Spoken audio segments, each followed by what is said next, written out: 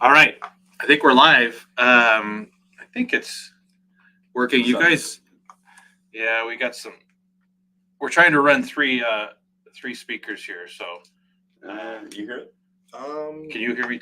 I can just hear you outside the headphones. Yeah, you should be able to hear it. Let me see if maybe it's a side. Testing. No. Oh boy. Oh, I think I hear Jonah's voice. All right, I can't. I can only hear on the side. We'll just have to go with one side. It's working. Okay. When anyone shows up in the comments, let us know if you can hear us. Okay. Yeah, I think it's working now. Yep. I've got 2 sets of splitters coming off here, so we could run 3 headphones. So this guy over here, we have a special guest, Midnight Philosopher. You guys have probably seen him in the chats, yeah. So yeah. he's greetings, uncharted people. He's Midnight here. Philosopher in the firehouse, you know. Boy, that's true. Yeah, it's good to put a face to Jonah too. I was beginning to think he was AI, but no, he is a flesh and blood human being. You're the first person to see me. Yeah. Well, sort of. There's the one guy. He gave a glimpse to somebody else. Yeah. A long time ago. Yeah. I don't think he screenshot or anything like that. I don't think so. I think from here on out, you got to pay for the OnlyFans to see. Yeah. This is content only. This is exclusive access here. But yeah, so for those that saw the live stream, we're going to talk about birth control today. It was kind of timely because something that we don't have much experience with. Yeah, I don't have any experience with. I wouldn't know which aisle to go looking for it. Certainly wouldn't know how to use it. You can figure it out. It's not complicated. I'm not a You think be an engineer. Remember those old big yellow and black books, the Windows for Dummies? Oh yeah. Right. Birth control for dummies or whatever. Yeah. I bet you there's a birth control for dummies. Yeah. There's got to be something. It would match the Uncharted color scheme, kind of yellow and black thing going on. But yeah, here there's no birth control in Uncharted. We would just think of them as wet dream catchers. Oh. So the book does not exist. That just means it has to be published. Sounds like there's a need. Yeah. The other night, my wife and I. So we're still in the desert, although the oasis is on the horizon. And we're getting old, and so the peak wasn't coming. The peak wasn't coming to the point where she was already starting to think to herself, okay, what if I'm pregnant? Like that's her. Oh yeah. Because this is like the longest streak ever. Yeah. Right. Yeah. Yep. And so she, the other night we were just very amorous, and I was like, if you give me the signal, like, there's no hold back. Careless whisper, right? Yeah. Background, I don't know if Craig is a George Michael guy. Nope. Well, you know what song we used to play? We haven't played in a while. We've played Leonard Cohen. Ooh. Can you guys hear us okay? Like Dance Me to the End of Love, and what else is there? There's other, Hallelujah. Oh, yeah. Got to bring that back. Yeah, we do. I should put that on again for old time's sake. I know who he is. I just I wouldn't recognize the names of any of the songs. I'm just but yeah. So I was let's see. Okay, they said sound is good, so that's good. I have a different setting on the mic because we have 3 people here. So yeah. So the other night I was like, the 2-year-old actually went to bed at a decent time, and I was like, that's interesting. The sun and the moon and the stars. Yeah, everything lined up. The blood moon and whatever. And she was the blood moon. The first week of NFP, or like the white buffalo calf was born and all that kind of stuff, Or the red heifer, I guess. Yeah, that's right. And but nope, she kept the gate shut. She kept us out of trouble because I was like, and then sure enough, the next morning, it was ovulation day. Mm. So I was like, well, that's a good thing we didn't get too carried away last night. She's like, well, I'm not going to let that happen. It's funny, how we were talking about, this is a while ago, we were talking about how I think I can always tell when my wife's ovulating. Mm-hmm. But it's true, like men's testosterone does increase around an ovulating female. Yeah. And so I don't know what the reason is, but it makes it difficult to follow NFP. Yep. She was very excited to know that we hadn't gotten ourselves in trouble yet, but that was a bit of a close one. My willpower was gone, so. I think it's a blessing that you don't have the heart to invoke marital debt. Because if you're letting down John. Yeah. If you pulled the marital debt card, man, maybe number 10 would be on his way or her way. It'd be a beautiful thing. They'd grow up fatherless. I'd be in a hole under the oak tree next to our old dog Willie.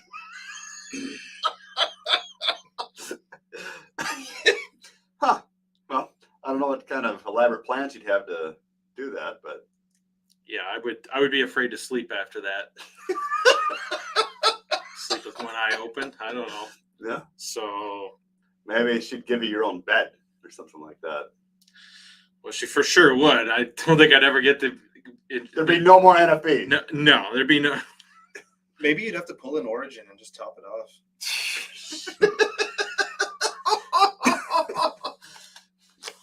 Well, don't give her any ideas.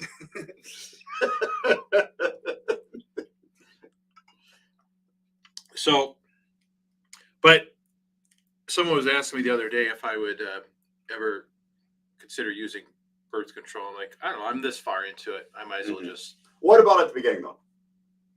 Like, if birth control was permissible, do you think you would have? I mean, at some point in time, I'd be like, that sounds like a really good idea. What number do you think that would be?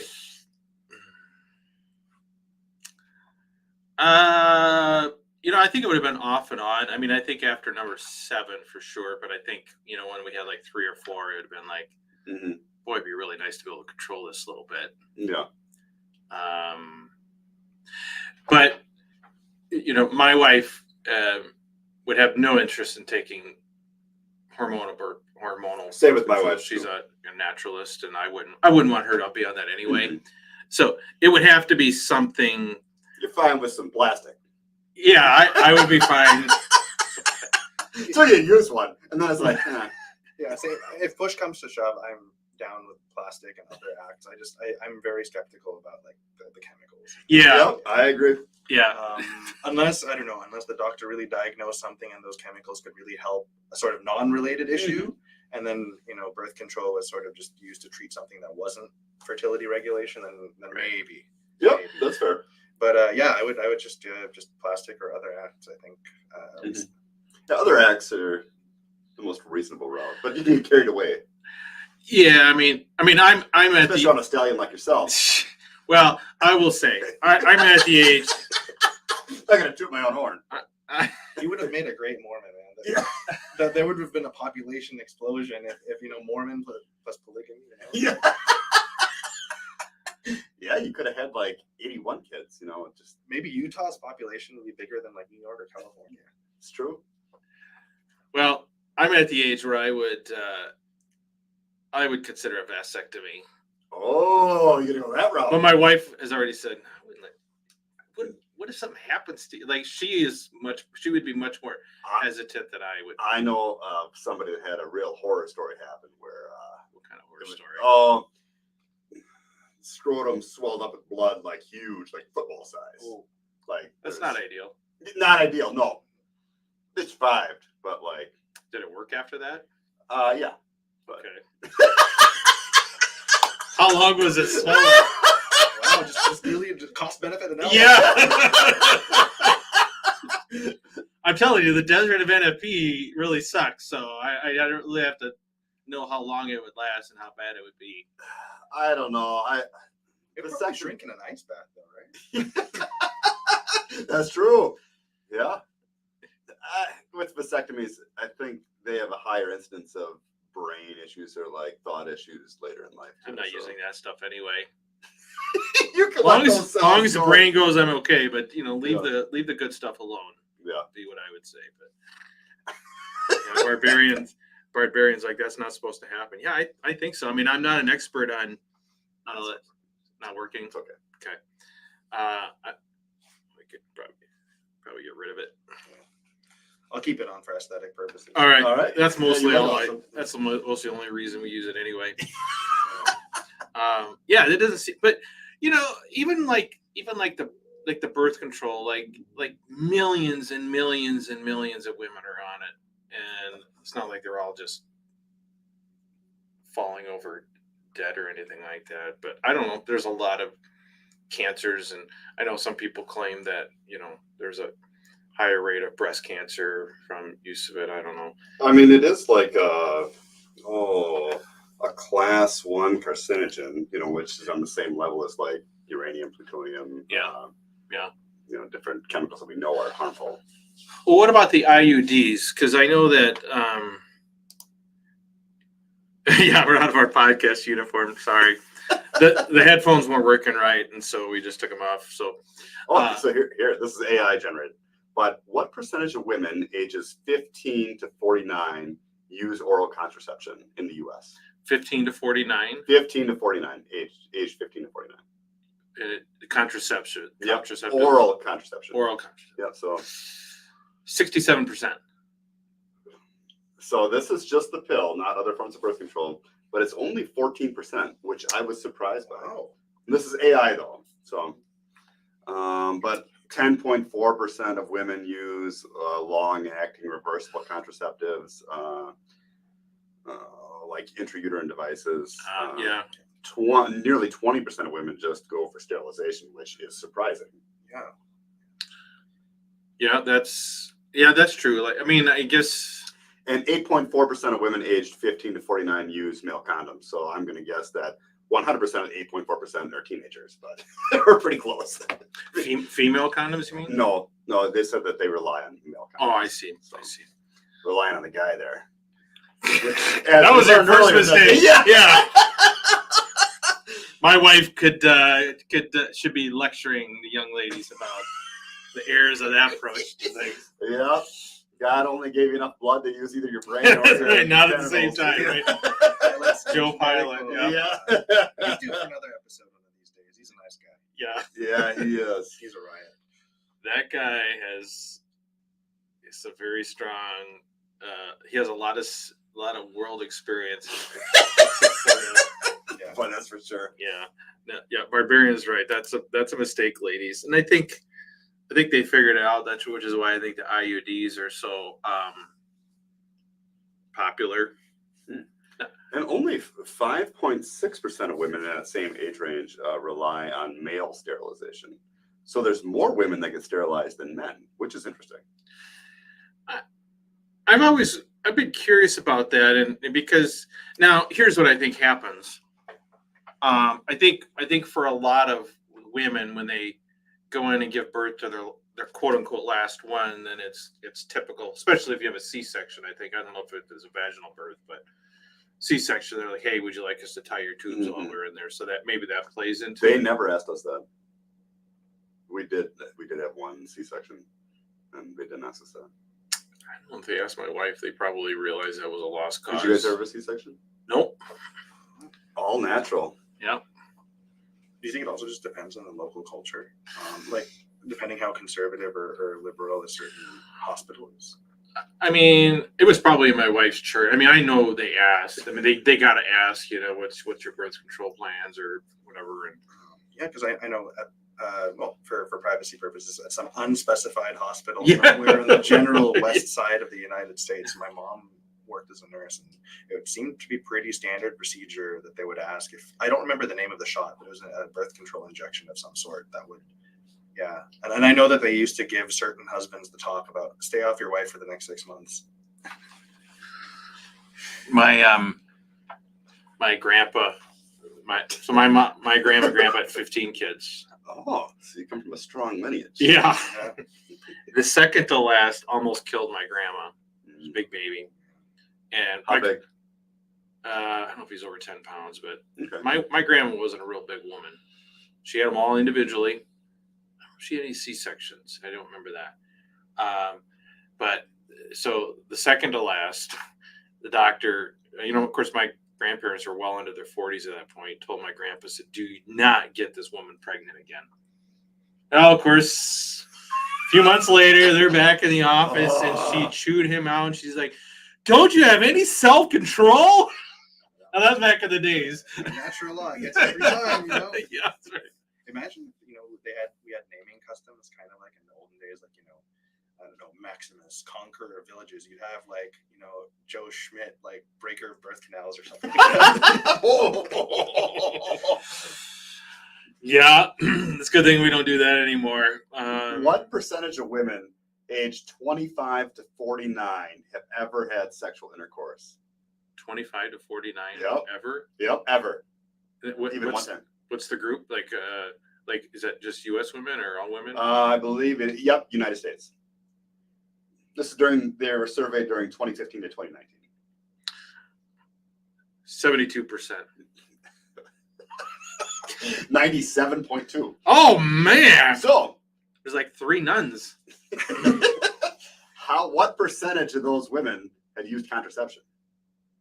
So 90% of women. Yeah, 97.2% of women had sexual intercourse. And then there's the question, how many of those ever used contraception?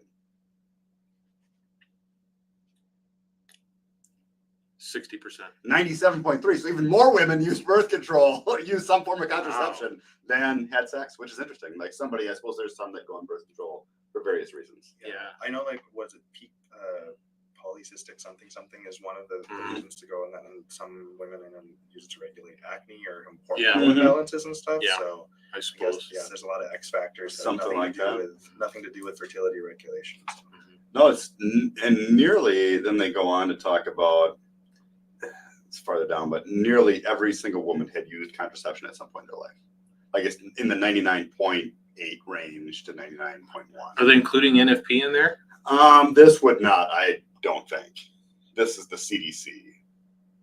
So I kind of doubt they're including NFP, and I would doubt they include that as birth control because that's not in their listing here. So 97% have used contraceptive of those Yep. used. So what is that? Maybe the 3% are using it. Probably. Well, some of them are not using anything at all. So the percentage of people using NFP has to be super, super tiny. Yeah. I mean, if it's tiny among Catholics, it's got to be tiny. Yeah, it's got to be the rest of the tiny. world. Oh, yeah. Sure. So, yeah, I mean, we started talking a lot about stuff that we have no experience about. Nearly all sexually experienced women used a condom at one point or another. 94.5%. Boy, so your wife is in the. We're such a unicorn in so many You ways. guys are real unicorns, and I mean that. So you have a pretty good level of authority speaking on these subjects.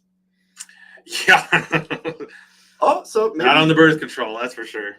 they did sort of consider NFP. They would, I don't know, about 2 in 3 women had used the withdrawal method with at least one partner. Okay. So now you're getting the NFP territory there with the Onan, the sin of Onan. Onanism. Yeah. I saw that show up on Twitter again today. I was like, God, that term just will not die. You're looking for it though, or maybe it finds you. I don't know. It catches my attention when it's used.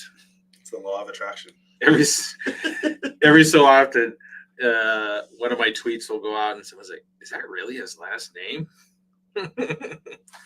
I'll say, "Yeah, hell of a birthmark, isn't it?" Across religious affiliations, 99.7% of women with no religious affiliation, 99.3% of Protestants, and 98.8% of Catholics, and 97.6% of women affiliated with other religions used a contraceptive method. So, well, the Catholics are slightly lower, and then the other religions, I'm going to assume like Muslim and maybe other religions like that are in the lowest category. Right. Only 97.6% women. Right. Well, that's a good segue then to the topic of, birth control versus NFP, or just the concept of birth control in general. Because before we started talking today, I pulled up, I don't know why I haven't read this before, but I started reading the Majority Papal Commission report. So for those who don't know what that is it really 69 pages long? No, 69 members. Oh, which I was like, I noticed that too. It's like, that's quite Yeah. a number. I noticed numbers and own it. That's what I know. It's symmetrical. That's right. Old Testament numerology going Yeah. on. Yeah, I wonder if that was ran and that the commission was 69 people. I mean, they had to kind of. I think that's funny. So, and this is something I didn't know. So I'm looking at Wikipedia. So obviously this has to be right. So it was actually established in 1960. Oh, let's see. Hold on. So they said the first oral contraceptive showed up in 1960. I was surprised it wasn't a little bit before that. But no, Barbarian. It's only like, how many pages is it? It's like it's shorter than I thought. It's 11 pages. Okay. But of the, well, let me get to the history of it. So it was requested by John the 23rd actually started it, and it's not clear to me when was Vatican II. 19 Mid to late 60s, right? Like 60s. I think so. Why don't you Google Would it the be 66? Let's see here, which would be an odd numerology year as well. Fact checker, Jonah. Yeah, They that's used you my. at the presidential debate. Yeah. So it says here, so in 1963, Pope John the 23rd established a commission of 6 European non-theologians. 62 to 65. Okay, so it was around that time frame. So John the 23rd started it with 6 non-theologians to study the questions of birth control and population. It says neither John the 23rd nor Paul VI wanted the almost 3,000 bishops and other clerics then in Rome for the Second Vatican Council to address the birth control issue, even though many of these bishops expressed their desire to bring this pressing pastoral issue before the council. That's kind of interesting. Wonder why that is. Just didn't want to deal with it. But so John the 23rd died in 1963. I forgot he died during the council, didn't he? Yeah, Pope Paul VI. So Pope Paul VI took over, and so when Pope Paul VI became Pope, he added theologians to the commission in over 3 years. How long did it take? So this must have been quite an ordeal. Yeah. Over 3 years, it expanded to 72 members from 5 continents, including 16 theologians, 13 physicians, and 5 women without medical credentials. Wow, they got picked. And an executive committee of 16 bishops, including 7 cardinals. So it's quite a cohort of people. Mm-hmm. And That added up to 69. Oh no, 72. yeah, where did I get 60? I don't know where you got 69. Somewhere it's right here. Oh yeah.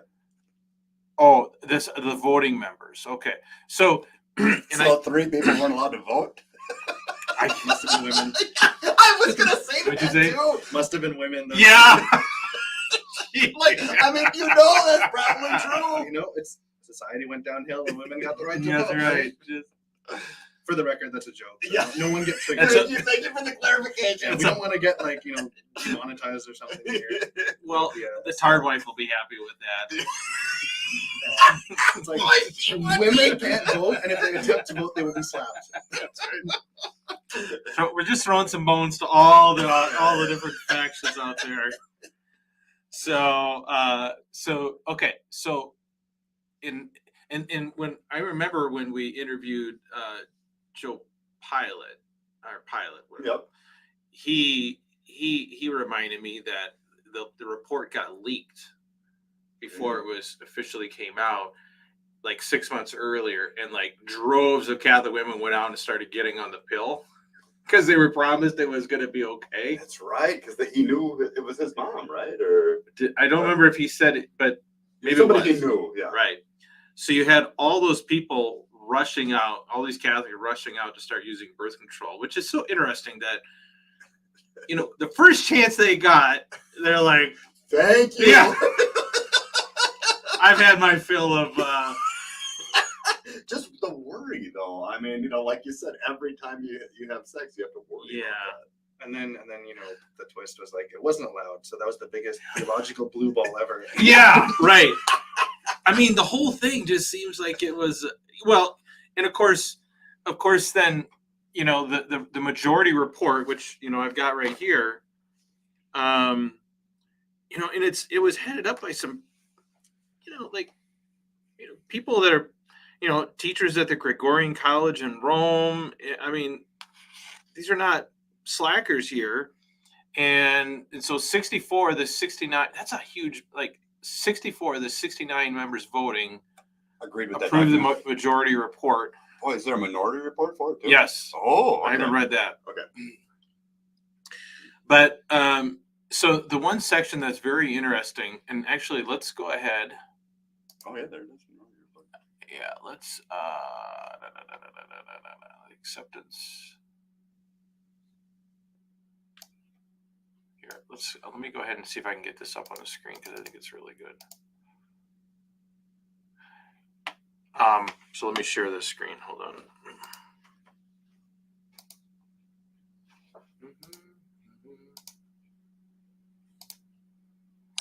I think what I'll do, I'll put us down here. Okay, so this is on near the middle of the report, and it cites Casti Connubii and all the and Arcanum. I know I've heard of that one. That was Leo the 13th in the late 1800s. But one thing that I noticed when I was reading this document is the emphasis on responsible parenthood. And somewhere here, where do they talk about it? On page 3. We got to take care of our kids. Well, yeah, it says responsible parenthood. That is generous and prudent parenthood, not just generous, but prudent parenthood, is a fundamental requirement of a married couple's true mission. Now, this is early on. This is not what's on the screen right I would say that makes sense. Yeah. For sure. I mean, I tell you, I read this. I'm like, God, this makes a lot. This makes a lot of sense, right? And then there was one section here. Actually, let's go back to that page because it's really good before we do this one. So it's on page 4. So, and I read it quickly, so so one of the things they say is the regulation of conception appears necessary for many couples who wish to achieve a responsible, open, and reasonable parenthood in today's circumstances. That seems right. You're right. If they are to observe and cultivate all the essential values of marriage, married people need decent and human means for the regulation of conception. Okay. That seems very reasonable to me, right? Says the guy with 9 kids. Yeah. Do as I say, not as I do. Okay. So anyway, as I was reading, it's like, God, this seems much more reasonable than what ended up being the outcome of it. But going on to page 6, they say, where is it at? The acceptance of a lawful application of the calculated sterile periods of the woman, that the application is legitimate, presupposes right motives, makes a separation between the sexual act, which is explicitly intended, and its reproductive effect, which is intentionally excluded. The tradition has always rejected this separation with a contraceptive intention for motives spoiled by egoism and hedonism, and such seeking can never be admitted.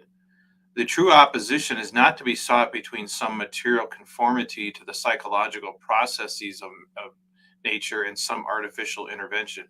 For it is natural to man to use his skill in order to put under human control what is given by physical nature. The opposition is really to be sought between one way of acting, which is contraceptive and opposed to a prudent and general fruitfulness, and another way which is in an ordered relationship to responsible fruitfulness, and which has a concern for education and all the essential human and Christian values. I mean, ultimately, they say, and I think they were just talking about oral contraceptives, which use the sort of the natural hormones or the hormones that progesterone. I think right. They're saying, well, that's a natural hormone. It would be okay, probably subject to certain circumstances, for a couple to use that. Mhm. They're basically saying that's kind of an extension of using natural family planning or the Mhm. infertile periods, which I'm sure our good friend John agrees with. He definitely would agree that NFP is no different than contraception, right? Building bridges. That's right. There's something here for everybody. It is very well written. Yeah. Yeah, for sure. So, and then of course, this was rejected.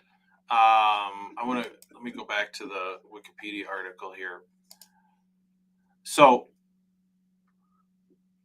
I'm reading again from Wikipedia. One commission member, American Jesuit theologian John Ford, drafted a minority report working paper that was signed by Ford and 3 other theologian priests, so all priests, stating that the church should not and could not change its longstanding teaching.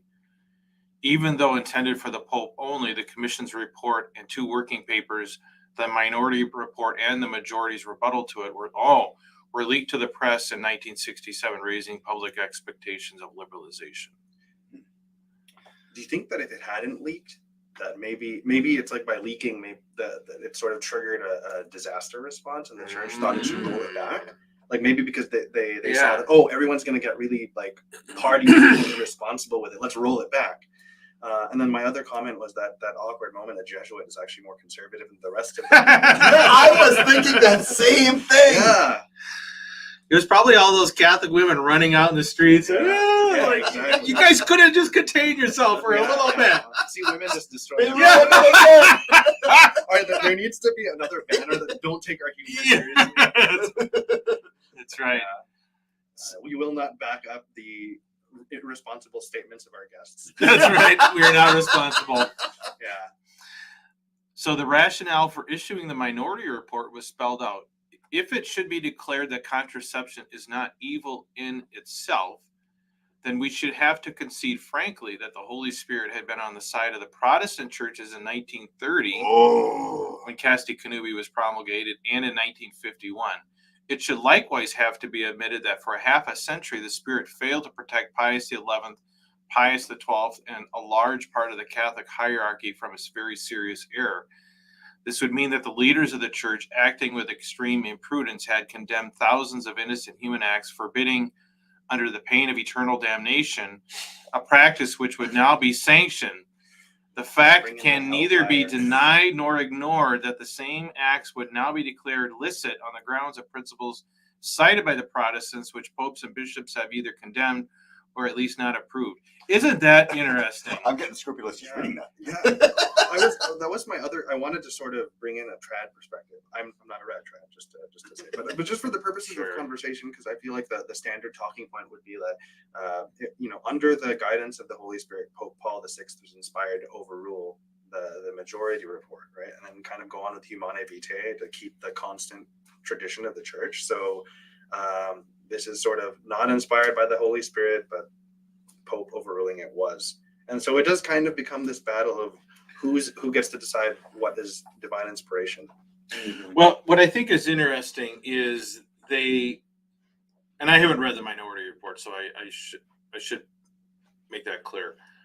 But nowhere in here are they criticizing the merits of the majority report or defending on the merits the ban on birth control. They're saying like this would look really bad. This would be a really bad PR. Yeah. So it kind of insults the idea of inspiration from the Holy Spirit as like a PR stunt. You know, it is about keeping up appearances, which is kind of shoots the whole notion of divine inspiration in the foot.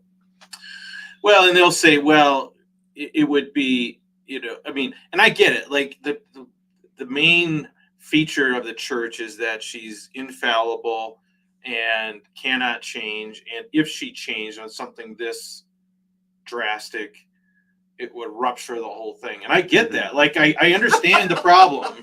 Yeah. But does that mean it's right? That approach would conceivably allow bad rules to remain in place out of fear of disrupting the faithful. Because like they said, we've been sending people to hell for how long over this, and now we're like, whoops, my bad. Yeah. And I have, I would hope that if something in the future was considered to be not sinful, that those rules would be timeless, and that there would be like some kind of, forgiveness given to everybody that has previously committed that sin. Yeah, they're not thinking outside of time, I guess. And I get it. I mean, it's easy to be a Monday morning cardinal. Pope, I don't know. I don't have the hat, but yeah, but I don't know. Like, it really does come down to, well, this is what we've said for a very long time, as opposed to no, this makes the most plausible, logical sense. It's sort of like when we did episode 250 on masturbation, when we were looking at persona humana, whatever. They emphasize that developments in science and biology and psychology, even if they're true, don't supersede. They're not going to. Our rules trump that in the face of all that, perhaps. Like, which I think it kind of weakens the voice of the church, because it's essentially saying that we don't accept outside data, and you sort of have to keep everything control. Yeah, I just kind of a little tangent, but I had to do a substitution, musician substitution at a Presbyterian church recently, and that's the first time I'd attended a non-Catholic service, and the pastor made a really interesting point, definitely more progressive than what we're used to as Catholics, but he said something along the lines of that, something to the effect of like, why do we need to shield God from new discoveries or new data, and that it creates the appearance of a very fragile God. If we almost have to do damage control because we're afraid that our understanding of God can't stand up to new information. Rather than, there should be a kind of confidence. No, let's put this through the fire, and at the end of these difficult conversations, our views will still trump the rest. But you kind of got to put it through the fire. And I really am coming around to that, and I think that is true just in terms of the church itself. If you consider the church a separate concept from God, but if this is right, it ought to be able to withstand scrutiny, right? And there should be a better argument than, well, this is how it's always been. Yeah, too late. We can't turn that back. Yeah, but I want to go back to the first page of this, because I thought this was very good, and it's very similar. I would say it's kind of similar to that. So, because I read this, I was like, wow, that's kind of profound. So on the first page of the document, it's talking about kind of that tension between the past and the future, and the church must remain the same. So it says, as God became man, so his church is really incarnate in the world. But because the world, to which the church ought to represent the mystery of Christ, always undergoes changes, the church itself necessarily and continually is in pilgrimage. Its essence and fundamental structures remain immutable always, and yet no one can say of the church that at any time it's sufficiently understood or bounded by definition. It is sufficiently understood or bounded by definition. And they're citing Paul VI, Ecclesiam Suum, in this opening session of the Second Vatican Council. And it goes on in the next paragraph. The church was constituted in the course of time by Christ. Its principle of origin is the word of creation and salvation. For this reason, the church draws understanding of its own mystery not only from the past, but standing in the present time and looking to the future, assumes within itself the whole progress of the human race. That's beautiful. Like that, I think is sort of stark. I mean, that seems to be different from the very traditionalist notion that it's if it was good enough in 300 when Augustine said it has to be good enough now, whereas no, we shouldn't be afraid of information and knowledge and that we get through human development and growth, right? I mean, I think that's what they're saying. For sure. I think also because of the sort of the culture of carrying your cross and accepting suffering, especially pertaining to NFP, there's very much an attitude of like, our grandparents and our great-grandparents and our great-great-grandparents managed without modern methods Yeah. of birth control. Right. So if it worked for them and they survived, then why are we like being a bunch of pansies and not yeah, I don't know, but it is sort of, maybe it almost invalidates their suffering, the suffering of our ancestors. So maybe there's this collective guilt of we have to be able to endure that same amount of suffering as they did. But in the Middle Ages, they didn't have sex during Advent. I mean, Right. Yeah. I mean, Well, does that mean that people today that have sex during Advent, are they at risk of going to hell too? right. No, they say, well, that's a discipline. Maybe we'll ask Well, but I don't know. I mean, But- it seemed like they were pretty strict on it. But look, I know that they say that, but like that was really a rule. yeah. It's tough to get around. I mean, it was a mortal sin, I would think. Kind of like, eating meat on Friday is technically a discipline, but it could be a mortal sin if you. So, I mean, it's still a mortal sin. Like, I don't care if it's a discipline or inherent rule of nature. Yeah. It's bad. I'm sifting through the Minority Report right now, Okay. and they say that in Spain, this is part of their evidence. In Spain in 1919, there were 8 dioceses in which conjugal onanism was a reserved sin, which I had to Google that. That means that it could only be forgiven by the bishop. So you had to go to the bishop to say, "Oh, I pulled out." Wow. Like, That's like, I mean, that I have no words. I'd be like, thank you, Bishop. Should we pencil a date for the next time? Yeah. boy, Our calendars while I'm here. Jeepers. You're so rebellious.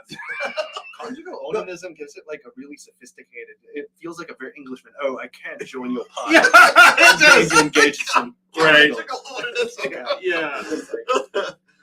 Hello, darling. You want some conjugal onanism tonight? I think I would just go to confession like once a year, then maybe. You just, I don't know. Because then what do you? Well, they do say that people hardly went to communion back then, so maybe that's why.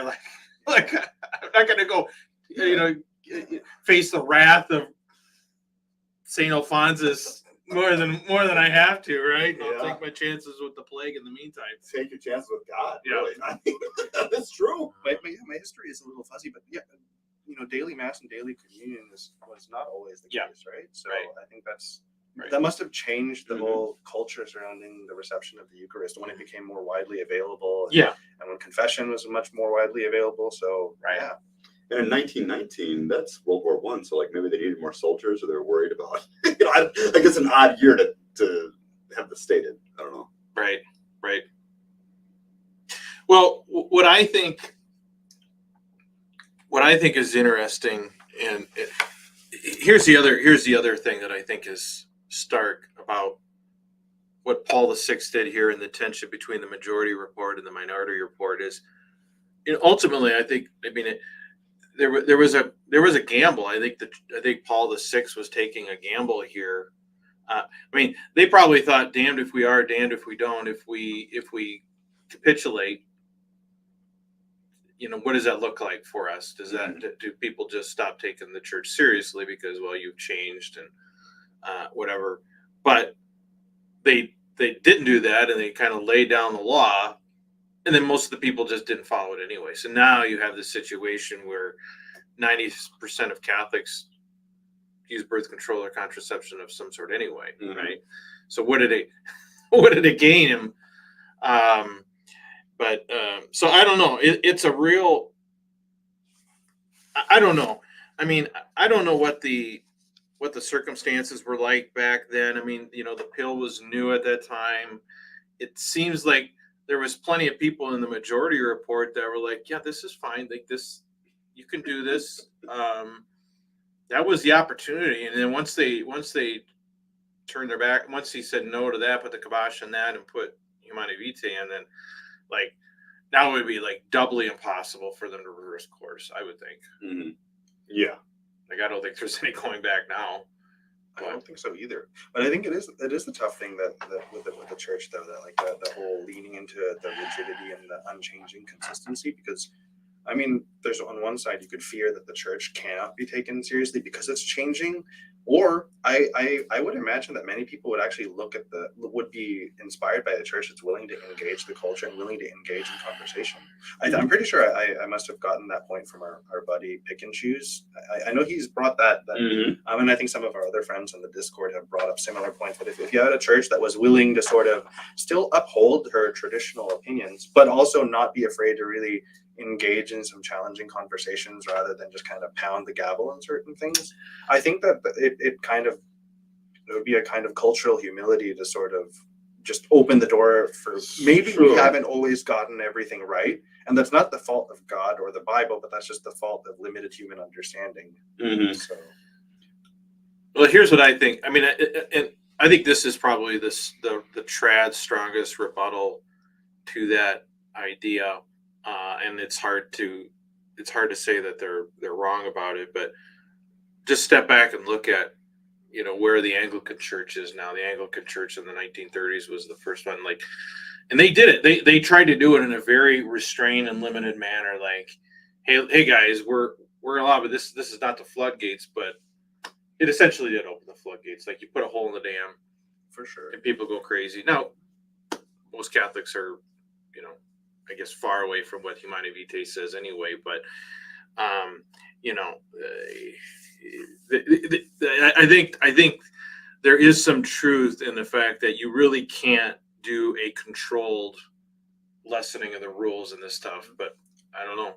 Maybe one thing which kind of maybe another interesting topic to follow up in the future is just the history of when mortal and venial sins became so rigidly defined and sort of what constitutes grave matter, because it wasn't always spelled out in that legalistic way so early in the church. I think it took at least a couple centuries before it was codified in the way that we understand it. But yeah, even with birth control is automatically mortal sin, but I feel like it would be nice to have a conversation where it's very different from I'll just use a man as an example, but a man that's kind of going to bars and parties every weekend looking for a different partner, so he's always got bundles of latex in his car or something. But that's also very different from someone who just is in the heat of the moment is a one night stand, but that's also different from someone that maybe it's their first year with their girlfriend, and so they're not ready to tie the knot, but they want to be intimate. But that's also different from premarital sex, but marriage is on the horizon, but maybe such are their circumstances or they can't get married right away.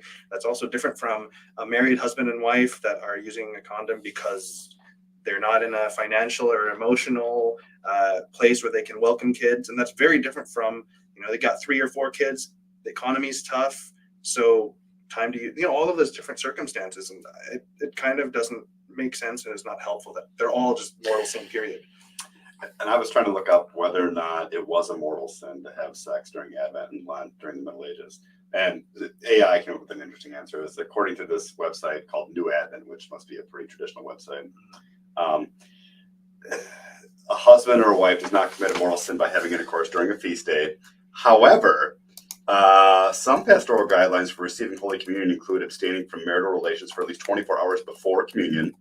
And they say it is a more serious sin to engage in intercourse for pleasure than out of fear of the flesh. It's quite a website. What is that last part? Fear of the flesh, like engage. Fear of the flesh, I think. Like a concupiscence regulation. Yeah, I think so. But yeah, so you don't want to engage in pleasure. But for fear of the flesh, I don't know. That's got to be something to do with concupiscence. But I think that already kind of institutionalizes or it cements like a cultural bias that even the notion that 24 hours before receiving communion, that already sort of there's I don't know where they get that from either. There's something bad about it. There's like an internalized sense of this is dirty, this is unworthy. So in some ways it even kind of would force someone to question them, why did God make it this way? But that is kind of just a very weird internalized sentiment about sex. All right, 24 hours before we receive communion, we can't we're sleeping in different beds. Well, and I think the majority report kind of addressed that a little bit. Let's see, that's page 5. I thought this was sort of telling. Let me put this on the screen here. Let's see here. So they said this is under chapter 3. let's see here. If I can get my mouse to work. Yeah, there we go. The tradition of the church, which is concerned with the morality of conjugal relations, began with the beginning of the church. It should be observed, however, that the tradition developed in the argument and conflict with heretics such as the Gnostics, the Manichaeans, and later the Cathari, all of whom condemned procreation or the transmission of life as something evil and nonetheless indulged in moral vices. Consequently, this tradition always, albeit with various words, intended to protect two fundamental values, the good of the procreation and the rectitude of marital intercourse. Moreover, the church always taught another truth equally fundamental, although hidden in a mystery, namely original sin. I think it seems to me what they're observing is that, the teaching kind of developed, there's sort of an organic process here, right? Mm-hmm. In two ways. Number one, the teaching kind of developed in reaction to other things, as opposed to let us sit down and let's articulate what we believe. It was in reaction to things they found as evil. But I think at the same time, these were not uncommon. These were not, like, there was a lot of people believe this. I think even Augustine, you see some of that. So I think there was some of this stuff, this taint, it kind of tainted or infiltrated even the theologians that were coming up with the church's teaching. I think it's fair to say that they carried with them some of this baggage that sex is more tolerated more than it is For sure. good, right? Yeah. Maybe that's why, like, our beloved Christopher West is so, like, outlandishly, like, flamboyantly positive, and it's at odds with it's at odds. Like, we appreciate what he tries to do, but Maybe tone it down a little bit. keep the positivity, but also you gotta kind of keep the groundedness that it's not all sunshine, rainbows, and poetry. Right. It's not every time you are with your beloved is not some metaphor for the Trinity or something. I think it doesn't have to be evil, and it doesn't have to be the reenactment of the mass. It could just be like, something in between. Mm-hmm. In medieval marriages, there was only 2 reasons to turn down the marital bed. Do you know what those were? Diarrhea? No, that is not listed. I could die. Advanced pregnancy. Oh. Or insanity. He's insane or she's insane, Like, I wonder what that looked like. I'm insane, honey. I'm like, that was before we had the headache. It was I'm insane, honey. Don't make me insane. Oh, John. Okay, let's let our dear friend John up here. Okay. Beloved frenemy in Christ. Yeah. Because of original sin, the conjugal act is fornication, if not excused by procreation. See, now you're a Manichaean. You're a heretic, John. Otherwise, you are just bringing more original sin to the world. That's literally the Manichaeans. Like, that's what they were trying to fight against. So you should probably get yourself out to see your bishop and repent, John. God be with you. So do you have a source for that? Do you have Chicago style footnotes, please? Yeah. It's the catechism of annulment proof. Yeah. But the one thing I think is interesting, and I've said this before, but getting to your point about how, like, it seems to be different when we're talking about, let's say, contraception in the context of a young couple fooling around. Mm-hmm. But they plan on being married, or right. Like, or like you said, a one-night stand, or maybe it's a couple. Let's just use a hypothetical situation. Couples in their 40s, they've had 9 kids, and they really like to not have more kids. Yeah, very unfamiliar situation. Yeah, hypothetical situation. Yeah. Give us a cite, John. Give us a cite from St. Thomas Aquinas. But circumstances don't matter. Intent doesn't matter. It's all about distinct acts, and that seems to me to be like a scholastic product of scholasticism and monasticism, and we want order. It doesn't really seem to be the way that our Lord talked about things, which is much more about, he talked about what's on your heart is more important than what your body is, or what you say, but it's what's in your heart seems to matter more. I finally found it, and they did consider sex outside of those average of 4 days per month a mortal sin. Gosh. So I mean, Yeah. so they can say that, as far as Did those people get let out of hell then when they changed the rule? Is there like grandfather clause? So that sort of thing did happen. I don't know. Can you imagine the St. Peter going up to the doors of like purgatory or hell? And it's like, hey, guys, there's been a mix-up here, guys. Right? And our Heavenly Father wanted to change things, but the guys back home on Earth, they have the binding and loosing over there, so our hands are tied. But when they come into purgatory, we'll let you guys get easy. Yeah, exactly. You can be like their jail master. That's right. You can pick their. But I don't know. It's just so interesting how most other sins, for the most part, are circumstantial. Like it depends a little bit on the circumstances, depends on the intent. But here it doesn't matter. Intent, circumstances don't matter. It seems like there is a prioritization of like harm reduction in other areas of morality, harm reduction, or something about recognizing and appreciating the inherent dignity and personhood of somebody. But yeah, and I think we've, as you've discussed many times, and it's come up on the Discord, that there is an obsession with like the integrity of the act of sexual intercourse, or the integrity of the institution of marriage, but not necessarily the particular people involved, the particular circumstances involved. And then it's sort of like we're approaching it with a very different mentality, how we make these moral evaluations with these. And I understand protecting the integrity of marriage. I mean, it is a beautiful thing. And I mean, for sure, procreation is amazing how that happens. So I understand that. Yeah. But circumstances are difficult sometimes. Yeah, I mean, you're dealing with human people with different circumstances, and most of which, yeah, I know you vow for better, for worse, richer and poorer, but you really don't know what you're getting yourself into. Right? No idea. Right? for sure. And I think for the sake of the environment you bring kids into, you don't want to sort of prematurely bring them into a situation where things haven't quite lined up and you can't guarantee that you're ready to not be ready for all the challenges of parenthood. You kind of really have to be ready for that roller coaster and do everything within your power to give your kids the best possible environment to grow up. And think about it in this term, and I mentioned this in an episode a few episodes ago, but I went back and looked at the wedding vows. So the wedding vows on the issue of procreation basically say, do you promise to be to welcome children lovingly and raise them in the faith? Like that's kind of the it doesn't say, do you vow to only engage in the conjugal act this way and avoid deviations from that? Like to never ejaculate. Yeah, seed must go here. To refrain from conjugal onanism. Right. Like that's not part of it at all, right? So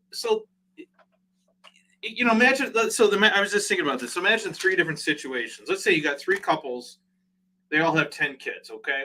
So for most people, they would say that's they're pretty open to life. You got 3 couples have 10 kids.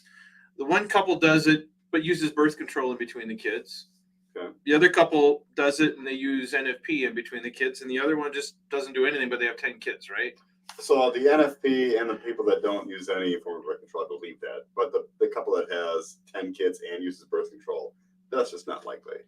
Well, but let's just say they did. You could just say, hey, we'll have 10 kids, but we're going to use birth control in between. You could. That's kind of. But let's say we're in the middle of the zombie apocalypse and we really need to repopulate. But not too quickly. Yeah, exactly. You gotta pace yourself. There's a food shortage. We don't have running water or electricity. True. Need to be born during the summer. Yeah, for sure. I mean, the net result's the same, right? I mean, the ultimate result is the same. But I would say all 3 of those couples have, I would say, under most circumstances, fulfilled that vow on their wedding day to welcome children lovingly. I mean, if you got 10 kids, God bless you. I don't think anyone should criticize anyone for. But if somebody uses birth control from the beginning, they're probably going to have maybe 4 kids at the most. Okay. I would say. But the couple using NFP easily could have 10 kids. And the couple, I mean, I don't know how many kids using NFP really prevents a couple from having, I think. If that's all they use. Right. It strikes me that. But I know what you're saying. Yeah, I mean, it just seems to me that if if the real objective, like, why do we have these rules, so to speak, right? I mean, it's always about procreation, right? Okay, well, let's look at it from the standpoint of procreation. As long as a couple is procreating and having children and building a large family, why does it matter so much how they do it or how they don't do it? Or is it better to raise 10 kids in poverty versus 4 Well, kids right. that you can take care of? Right. And I think that, I think the responsible parenthood concept that the majority report, to me, makes that makes good sense, right? It does make sense. Right. Yeah. To a parent. It's not even that couples should be able to, let's say, control how many kids they have, but almost have an obligation. Like, that's part of your job as parents, use your brain to not be having more kids than you could reasonably take. But that's not the way the traditionalists, which they're like, it's completely inverse to that. At least that's been my observation. I think 2 big questions that kind of come up implicitly in these conversations is, is it such a grave moral issue or a grave moral evil to just use, like, kind of what the majority report said, use your skills and your inventions and your understanding of science to take control over nature? Because there's one hand, and of course, just for the purposes of this conversation, we're assuming absolutely no abortifacients. No unborn children are harmed in any methods that are selected. We're assuming ideal situations, all unborn children are safe. But really, is it such a sin, especially in the context of a marriage, to take control over fertility with whatever means are suitable for that circumstance? And then the other thing too is that, are we going to acknowledge that sexual intimacy is a need?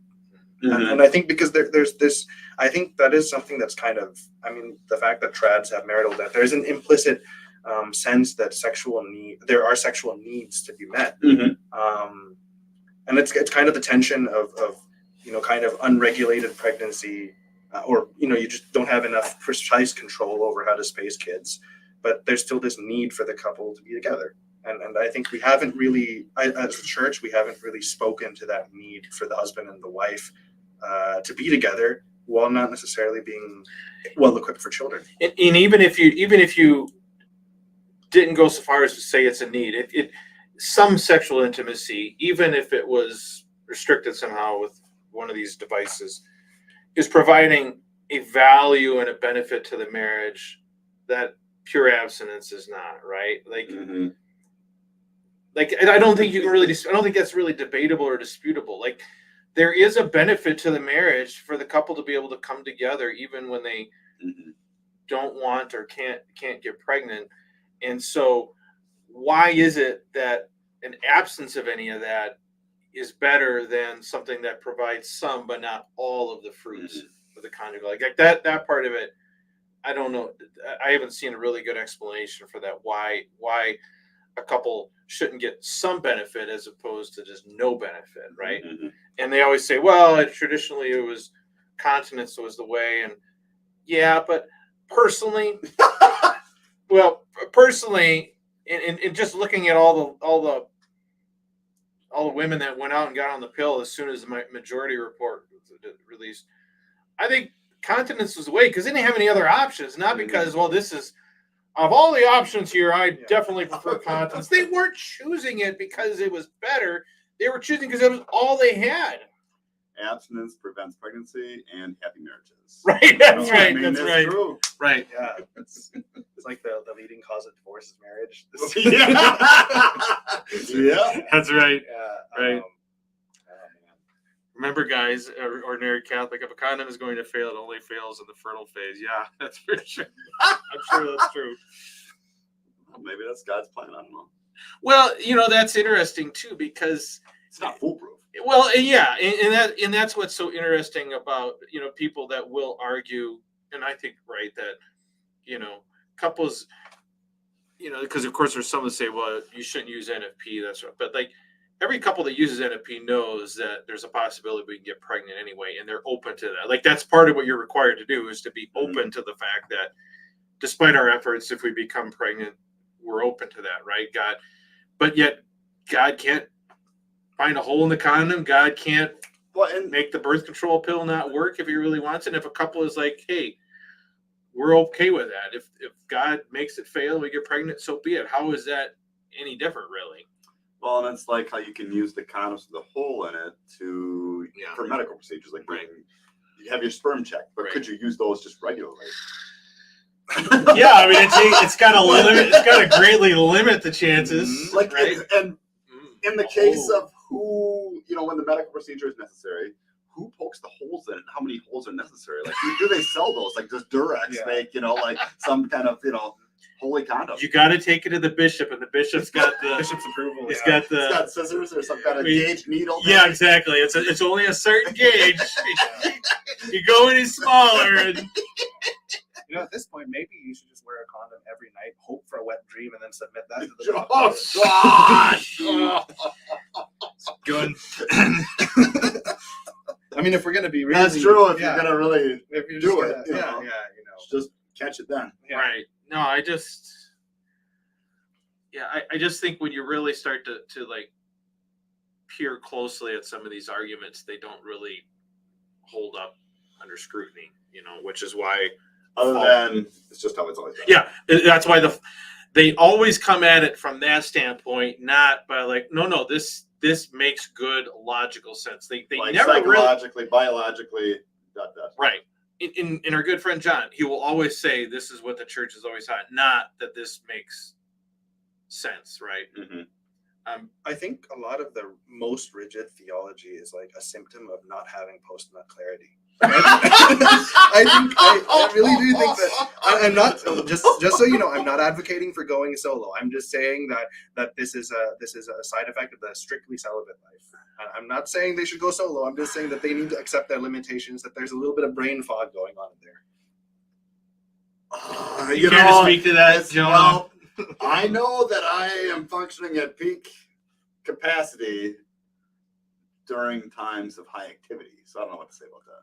And I think, for our non-Catholic brothers and sisters around the world, I think there's a reason why, like, I don't know, the stereotype in East Asia, how happy ending massages are a thing.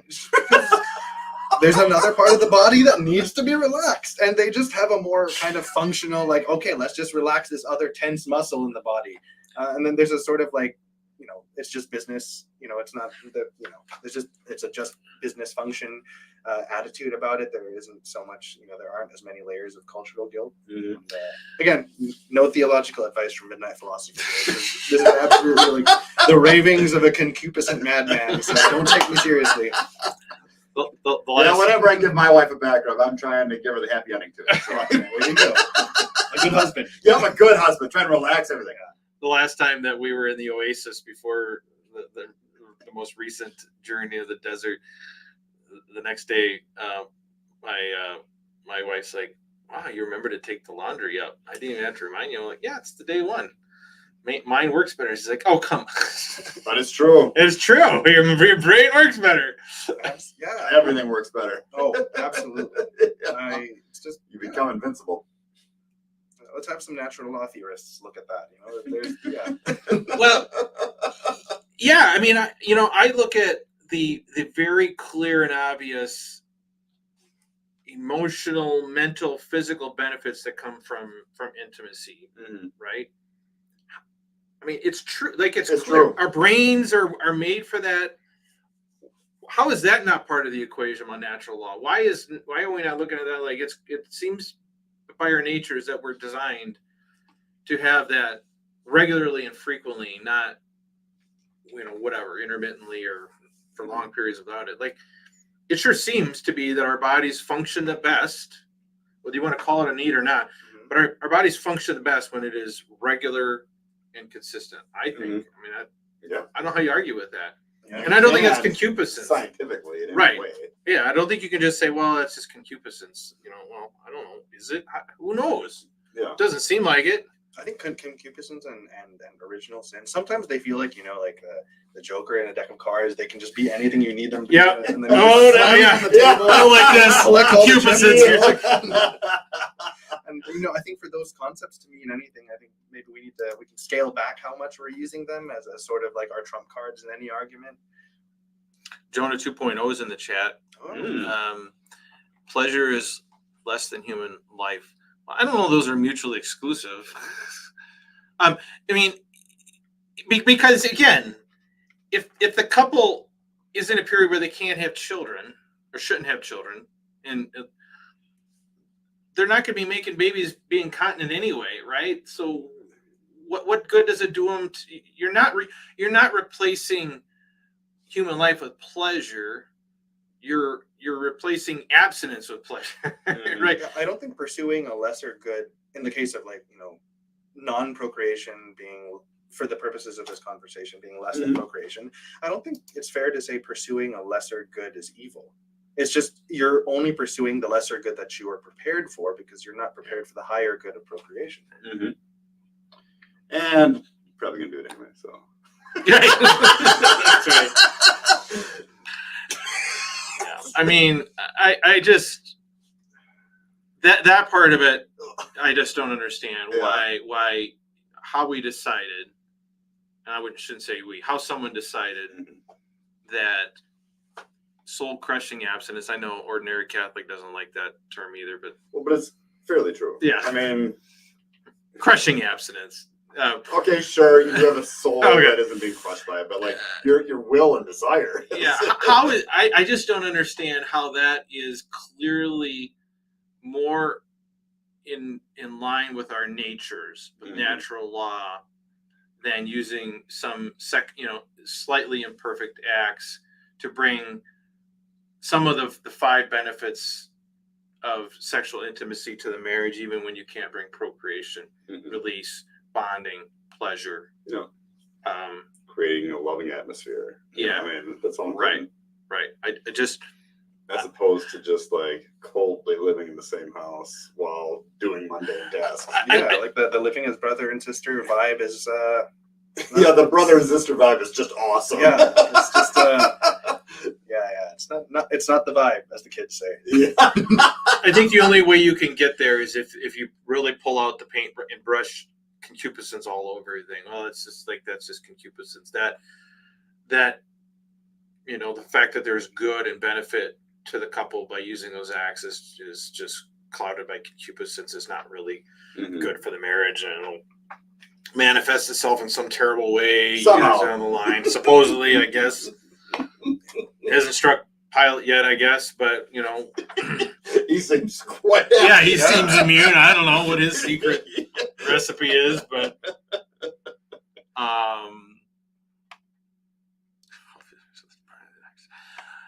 okay, Jonah 2.0. So that's the LGBTQ comment. Yeah, contraception turns a beautiful union into LGBTQ.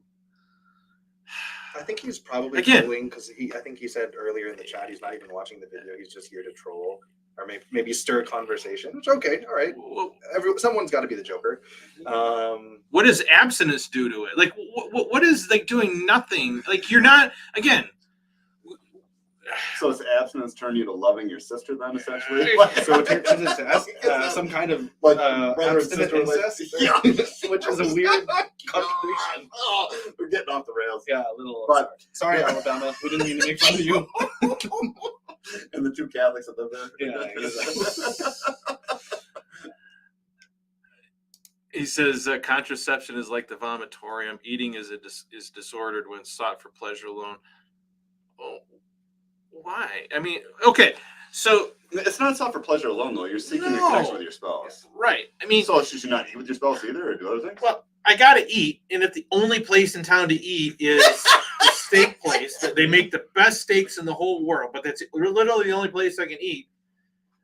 How is it my fault that I enjoy eating it when I have to eat? Like, I have to eat something, and the alternative. So the choices are eat a steak that I really enjoy, or eat nothing at all. How is eating nothing at all better than enjoying what's there? What nature gave? I don't understand that argument. Or you just gotta wait till you feed yourself in your dreams. That's right. Just mowing on a steak in my dreams. Yeah, I mean, hey, listen. If I could go to sleep and someone would hook an IV up to me and I wouldn't have to eat the next day, fine. And if someone, if I can go to bed at night and this problem would go away, fine. But it doesn't. PMAS doesn't go away that way. Just kind of bringing it back to Jonah 2.0 is like LGBTQ comment. I do think that's that's the slippery slope that a lot of people like to pull out. And I don't think it's a fair argument. This is a whole other can of worms. I know it's like 3 straight guys in a room right now, so none of us really have. We don't. the whole gay marriage thing isn't really our fight, I think, as you guys Right. always say. And Right, so right. we can't really speak from a place of lived experience. But I will say, just from my, I do have quite a few gay friends and family, and I don't think it's fair to write that off as equivalent, because in both cases, and yeah, I struggle with accepting that gay attraction and even gay activity is evil in the same sense that murder, perjury, theft, and all of that stuff. It's certainly paradoxical. I think when you look at the biology of it, and then just how we've understood marriage globally, it's not just within Catholic culture, but just the understanding of marriage. It's tough for me to say it's evil. I'll certainly concede LGBTQ stuff and just gay same-sex relationships are paradoxical, but in the majority of cases I've seen, they have the same levels of, there are some people that are just in that kind of gay hookup culture, but then there's also people that really are looking for someone to cuddle with, someone to watch movies with, someone to read books with, go to church with, if they happen to be part of a more progressive congregation. So I think it's a disservice to gay people to just write them off as just looking for empty pleasure. Yeah. And like Craig said to me Exactly. one day when we were both having a moment, Yeah. he said that if he looked at other men the way that he looked at his wife, he could see how it might seem natural, or it'd be difficult to say that it was unnatural. If that's just how you were wired. Well, and someone, I don't think they're in the chat here, but someone asked, was really pushing me on kind of that issue. Well, what do you think about gay sex, and what do you personally think about birth control? And I'm like, well, it's a mood issue for me, because even as I said, even if birth control is okay, my wife and I probably wouldn't use it. Mm-hmm. But vasectomy is maybe on the But you I'd have to do that in close to secret. you're this close to double digits. Don't be a I quitter. know. You gotta fight the good fight. The vasectomy can fail. I know people that have had a vasectomy fail. That would be my luck. That would be my Don't luck. worry, honey. I told you at one point. Imagine if you got a vasectomy and you still popped out twins or something like Oh, something like that. man. Yeah. She'd do the vasectomy herself, maybe. No, Yeah. Let's We're gonna make sure it triplets. Make it 12. Because 12 is a nice apostolic. Yeah, that is. Yeah, the 12 tribes. I'll run it past her. I'll let you guys know what she says. But the problem that I have is kind of going to that point, because I said I'm not trying to be vague, but I have a hard time answering the question, because it's not just, do I think birth control is right or wrong? It's the total package of I can see how these things are. What was the word you used? Not disordered, but paradoxical. Right. I'm even okay with the idea that other acts or solo or birth control is disordered. It's a step removed or steps removed from the way we would like it to be. Right. I'm okay with all that. Mm-hmm. And I think in the ideal, it would be great if the circumstances were such that a couple could just have as many children as come, financially and health and everything. Like, they didn't have to, it'd be nice if they weren't under circumstances where they felt like they had to restrain having kids, right? Like that, but that's not reality, right? But it's the fact that if you do those things, they are at your soul's peril. Like, it's the whole package of it's mortal, grave matter, mortal sin, eternity in hell, for all of that stuff that I really struggle to understand and appreciate, because that part of it just seems excessive to really the gravity of what's going on. Again, don't take theological advice, but that's just my own. If you want my true feeling on it, it's that. It's not that I think these are all great and everyone should doing them, but it's more like, why is people doing that under imperfect circumstances? If people are trying to not get pregnant, the idea, there's probably something in their life that is not ideal, right? And so people doing these things under less than optimal circumstances, I understand why it happens. I got caught heat because I said I've never used birth control, never will, but I understand, and I sympathize with people that do it, right? Mm-hmm. But why it's just regardless of the circumstances, regardless of the tension, it is grave matter, mortal sin. That's the part of it that I find the most difficult to understand, because that is that's not obvious from natural law. Like these concepts really aren't biblical. They're a product of tradition. Okay, I get it. The church tradition is a part of our faith, but they really developed out of philosophical struggles with these things, natural law, and then we like boom stamp this mortal sin thing on it. Like I don't think it naturally follows from natural law that if you do these things, it's warrants eternal suffering. Like that part of it, I understand how that got attached to it. The biggest bone that we can throw to natural law theorists is just from natural law, it seems reasonable to assume that procreation is the highest good, but that does not follow that everything that doesn't meet that is intrinsically evil. Right. I think it's really all of those threatening labels and those threatening consequences where we have the biggest issues. Yeah, I mean we talk about this a lot in the Discord too. Is like it seems much more plausible to say this is the ideal. Like this is what if we could kind of like being saints. Like this is what we should all strive for. But if we fall short of that for one reason or another, it just means we're not saints. It doesn't mean we're evil sinners. Like right, like that. There's no gray area. There's no middle ground. For sure, is where I struggle with. I will say the only thing that I disagree with being ideal, which obviously not ideal, but I think let's knock celibacy and virginity down a few pegs. Yeah. Let's not like put that at the top. We can respect it. It's a calling for some people, but I think that all the people that are really hardcore about like celibacy and virginity are superior to marriage or superior to intercourse automatically. I do think that elevation of celibate virginity is a little. I think it can lead to some pretty unhealthy mentalities. Well, and I think, Pick and Choose is a good comment here. He said, God gave human beings the sexual faculties over 200,000 years ago.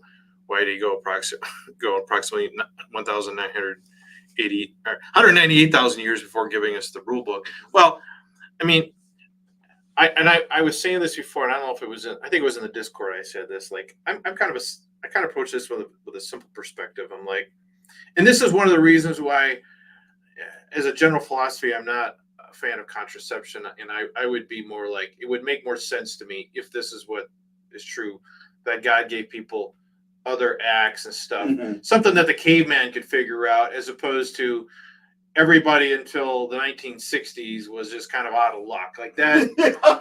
yeah, for sure. Because I think this idea that we have reason, and God expects us to not just be bystanders and reaction. What's the term? Non-gaming players, non-playing. NPCs, whatever. Non-playable characters. You're right. We're active, and God gave us these faculties to be used, which I think, as at least the majority report says, may require us and to be sensible and strategic about our family size and when we get pregnant. How were they going to do that 400 BC? It wasn't with contraception. Maybe with onanism, I don't know, but that has kind of a high failure rate. Yeah. So that's where I look at it, and I'm like, you look at the body, you look at the hands, you look at all, the different orifices, and it's like, Careful. I know. A lot of thinking there. No, and generally it's good to touch. Yeah. Before it happens. I don't know. This is a funny thing that I came across. And this is from Medieval Penitential, where they talked about different punishments for different sins. And this is a quote from the book, talking about women using dildos. Have you done what certain women are accustomed to do, that is, to make some sort of device or implement in the size of the male member of a size to match your sinful desire? If you have done this, you should do penance for 5 years on legitimate holy days. Ooh, wow. So, I'm not sure if it was like, some kind of correlation with the size of it and the penance or what was going on there, but God, they really had it tough back then, didn't they? They did. Sex 4 times a month. Can't. Yeah, jeez. I mean, maybe they're just so tired from laboring in the fields. There's just no energy. I don't think they were that tired. Yeah, there always seems to be energy for this stuff, right? Yeah, there does. Right. I do have to go. All right, Jonah's going to depart. It was nice to see you, Jonah. Yeah. Good to confirm you that you are not AI. I'm not AI. All right, take care. See ya.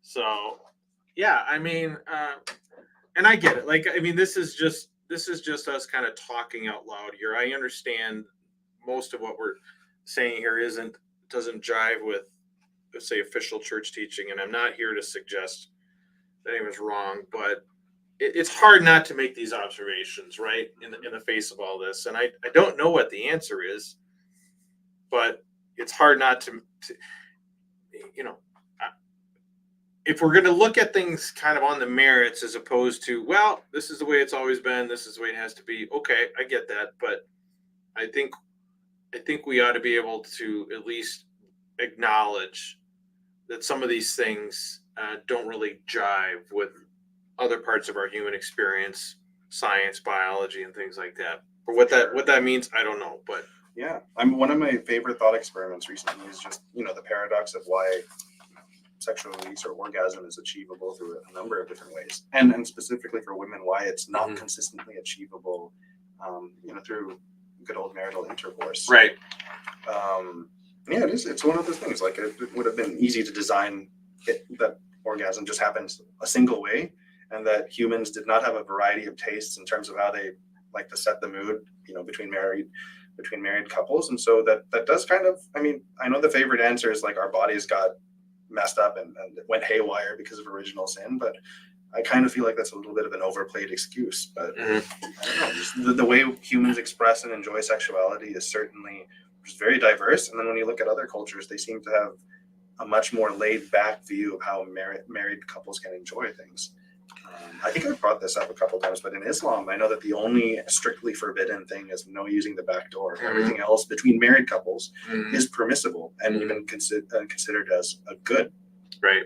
So, I mean, yeah, I mean, it seems to me that a lot of that seems much more based on cultural taboos than anything else. But so Jonah 2.0 says, we're made in God's image and can choose to live like animals, but shouldn't. I mean, I think what you guys are proposing here, and I'm including you and John in here, is you're telling us not to use what makes us uniquely like God, our reason, our intellect. You guys don't shape our circumstances and to sort of work with an assessment of our circumstances. It is shaping our reality that is most distinctly human. Yeah. And also enjoying the expressive elements. Right. Yeah. You guys are both very hesitant about NFP and any type of using our knowledge and ability to observe cycles to, space children. I mean, I don't know how that is really, what do I say, emphasizing our being made in the image of God. Like you seem like you just want us to live under as if we're just animals living under instinct and just going about it. Like if we're made in the image and likeness of God, if we can use our intellect to design some of the most beautiful cathedrals in the world, how can it be possible that it's sinful for us to use just basic sense and reason to observe the body and use that to be responsible parents? I just don't know how that's. I think what we're proposing is much more consistent with the idea that we're made in God's image and likeness, including our sexuality, than anything you guys are proposing. I mean, that's my perception of it. But we might not be theologians. Yeah, well, we arguably have post-nut clarity. So take that for what it's worth. It's not officially sanctioned by the church, but yeah. So I don't know. These are the conversations that I'm sure happen kind of behind closed doors, but generally not out in the open like this. And I know we'll get all the heretic finger wagging after the fact, but I don't know. I don't think anything we're saying is outlandish or crazy. It's just, I think I would like to see some evidence that the church and those who sort of protect the rule of law, so to speak, would at least acknowledge these things, as opposed to what seems flippant from the Minority Report. Well, this would be a disaster if we change now, not because this is clearly we clearly have the right position on the merits. And so I think if they would take what we're saying here and offer a nice updated explanation that doesn't go back to St. Thomas Aquinas, great guy, doctor of the church, but something that incorporates everything that's happened since then, I would like to see that. And maybe it's persuasive. I mean, I'm a fairly reasonable guy. I'll hear it, but I just think, yeah, that's kind of what I would like to see. I would like to see the church do that. I know a lot of other people, because I think there's a lot of people that are Catholic or were Catholic and found themselves sort of at this intellectual and moral crossroads that said, this is not for me. I'll go do something else. I think really when it comes to marriage and intimacy and family planning and having children, that's really where there's a real flesh and blood cost to your theological commitment, and that's really where it forces a very uncomfortable reevaluation, and people kind of emerge out of that process in different ways, and sometimes it is a heartbreaking conclusion that people reach when they're there at that point. Yeah, I mean, it is absolutely true, and that's why we talk about people will say, well, you wouldn't question what the church says about the Trinity and stuff. Like, well, totally different. Like, what you should believe about the Trinity and Mary and heaven and hell and all that kind of stuff is important, but none of that has the real world impact on human lives and other human lives, including the children you bring into your marriage, like this stuff. And that's why I really do think that the onus is heavy on the church or whoever is advocating for some of these rules to just explain why, so that we can, as married people, as parents, can say, okay, that makes sense, and the price and burden that we're going to carry as a result of it is worthwhile. I think that would help a lot of people, probably. And there just doesn't seem to be a lot of that. This is the way it's always been, and it would make us look bad if we didn't. That just doesn't help you in those circumstances, right? Yeah, no, it doesn't. Yeah, I think it does come across as cold when you have people that are honestly struggling, and then a lot of the higher ups are just sort of, sorry, our hands are tied, this is the tradition, and it sort of feels very dismissive and unwilling to factor in the unique circumstances. I mean, even given what we know about Thomas Aquinas, that he in his day he was like the big synthesizer of all the information that he had. All of his writings were sort of functionally a type of Wikipedia for the medieval ages. He was drawing from all kinds of sources, many non-Catholics. Mm-hmm. And so if time travel were a thing and we brought him to the 21st century, the Summa would look very different. I think so. He'd be, it would take a long time to just process, especially with the internet, just how fast information travels. I think we got to give Thomas Aquinas a chance to sort of synthesize all of this new information. Right. Given his powerhouse of an intellect, I think he could have drawn very different conclusions, and he might be excited at some of the discoveries and excited to discover where he was wrong. And yeah, I think having a conversation about these things with St. Thomas Aquinas today would be amazing. I think it would be a very respectful, open dialogue, open discussion. I don't think he would be. I just don't think he'd be like pointing fingers and judging everybody. But he might cringe at his own fan club. This is probably not how he envisioned his legacy to be. Right. Yeah, and I, Pick and Choose says this is far from the only issue that strikes my faith, and I get that too. It's for me here. Let me put that up on the. So for me, I there are other parts of our faith that I can just kind of like put them out of sight, out of mind. Mm-hmm. And if I don't stare at it too long or don't think about it too long, it's not really a bothersome to me. I can't run from this. Like you can't escape this. This is for sure. But I agree. Like I think people struggle. A lot of people struggle with this stuff, but there certainly are people that struggle with other bigger concepts: mortal sin, hell, heaven.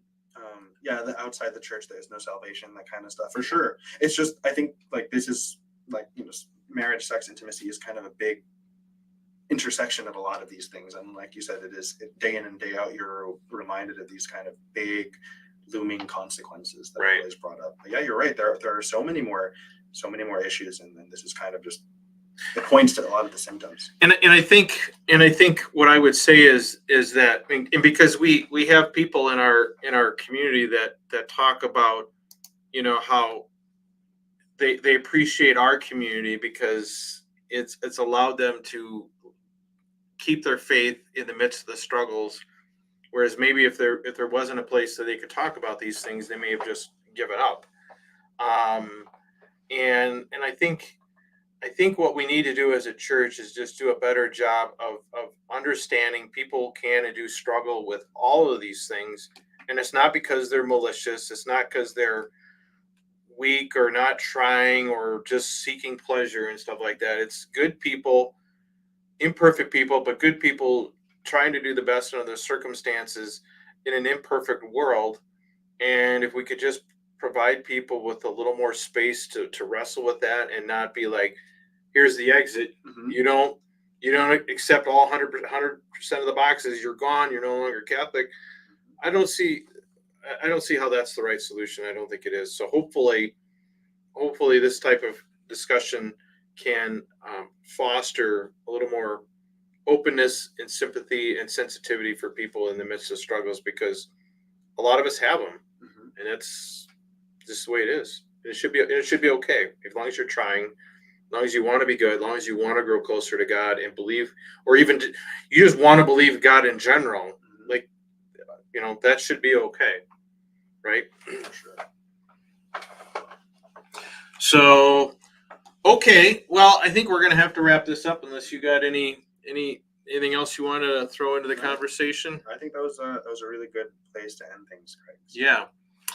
Well, appreciate all of you that have been very active in the chat. Sorry if I was short with you, but that's the way live streams are. We do appreciate everyone's comments, even those that we don't necessarily see eye to eye on. We appreciate you showing up and giving your feedback and allowing us to speak our piece.